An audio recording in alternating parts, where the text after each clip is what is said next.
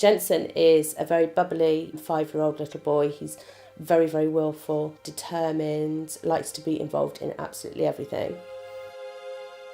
I'd noticed he had quite a large bruise on his leg from just slipping over at home. So after about a week, I took him to the GP. While we were there, our GP noticed that Jensen looked a little bit pale. So he said he wanted to run some blood tests just to check for anaemia. I had the blood tests, came home, just sitting down for tea, and we had a phone call from our local hospital saying that we had to take Jensen in immediately for a blood transfusion. And then a consultant and a team of doctors came in, which is all a bit scary, and said it's acute myeloid leukemia. You immediately think the worst. You immediately think that your little boy's going to die.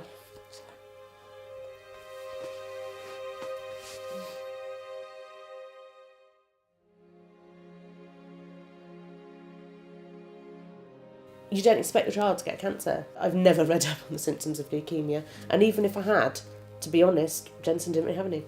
You don't really think about how is that impacting family life at the time. It did work out quite well, and actually it wasn't as awful as people might think it was. If you were just thinking about being in that situation and having to do that and having to be away from your child, you would think it was absolutely horrendous. But when it comes down to it and you have to do it, it's fine. You just get on with it. We're now at the end of treatment. We're trying to get life back to normal. We're trying to get normal family life back, and Jensen is going to live a normal life, and we will not let this define him.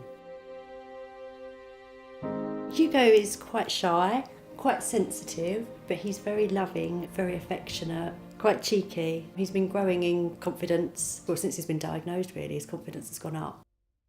The week before diagnosis, there was definitely something seriously wrong. All the symptoms on their own didn't seem like much, so we weren't too worried.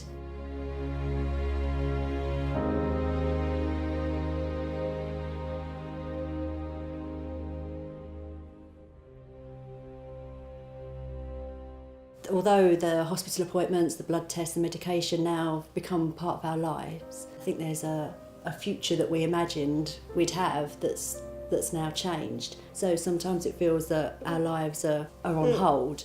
And I think that Hugo being 3 probably doesn't recognise the impact that has had. I think as a mum you often worry, but then I just went into autopilot because there were needles and there were more doctors and there were nurses, and I needed to take care of my son and do what needed to be done for him. When Hugo was first diagnosed, someone advised us to take it one day at a time, and that's what we've tried to do. We try very hard, although it's not always easy, to not look too far ahead and just to focus on one day. And if it's a good day, to enjoy it and not to worry about what's yet to come. There might be bad stuff tomorrow, there might have been bad stuff the day before. If today is a good day, then make the most of every minute.